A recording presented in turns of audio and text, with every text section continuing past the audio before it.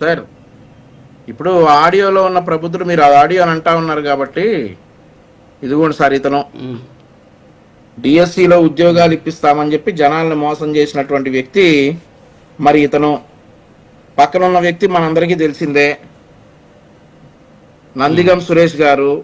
ఈ వ్యక్తికి సంబంధించినటువంటి ఆడియో తోటి జగన్మోహన్ రెడ్డి గారి YSR Congress party official social media handles లో అండ్ ఆల్సో సాక్షి పేపర్ లో వచ్చినటువంటి ఆడియో ఈ ప్రబుద్ధుడిదే.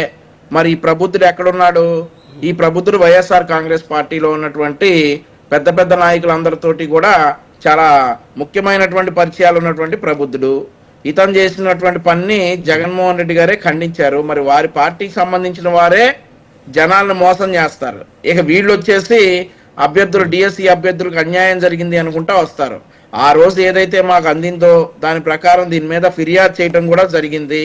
ఆ ఫిర్యాదులో ఉన్నటువంటి ఏది స్పోర్ట్స్ కోటాలో ఉద్యోగాలు ఉన్నా ఇస్తామని చెప్పేసి ఒక ఆడియో అయితే తిరిగింది. ఆ ఆడియోలో మాట్లాడిన వ్యక్తి ఇతను వైఎస్ఆర్ కాంగ్రెస్ పార్టీకి చెందినటువంటి వ్యక్తి. మరి ఈ ఫైల్స్ అన్ని ఏదో ఒక ఆధారం పెట్టాలి అనే ఉద్దేశంతో జగన్మోహన్ రెడ్డి గారు ఒక ఆడియో తీసుకొచ్చి పెట్టారు. ఆ ఆడియోలో మాట్లాడిన వ్యక్తి ఇతనే. మరి దీనికి ఏం సమాధానం చెప్తారో చెప్పాలి. ఇంకోటి ఏంటంటే పేక ఆట ఆడిన వాళ్ళందరికీ ఉద్యోగాలు ఇచ్చేశారు అని చెప్పి చిన్నపరెడ్డి గారు అంటా ఉన్నారు. మరి దానిలో వెనకాల ఉన్నటువంటి నిజాలు తెలుసుకోవాలి.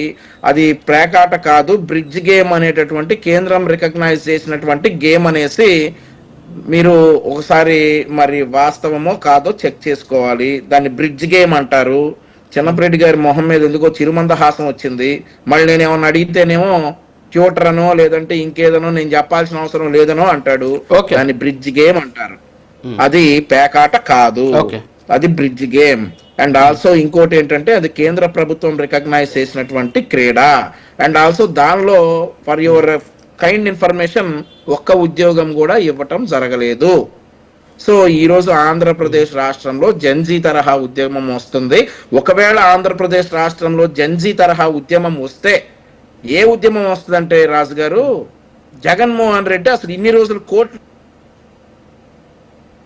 ఎందుకు వెళ్ళలేదు, ఎందుకు వెళ్ళాలి, తన మీద ఉన్నటువంటి కేసులు ఏంటి అనేటటువంటి ఉద్యమం ఆంధ్రప్రదేశ్ రాష్ట్రంలో ఉన్నటువంటి జెన్జీ అందరూ చేస్తారు. ముందు మీ నాయకుడిని చట్టాలను గౌరవించమనండి.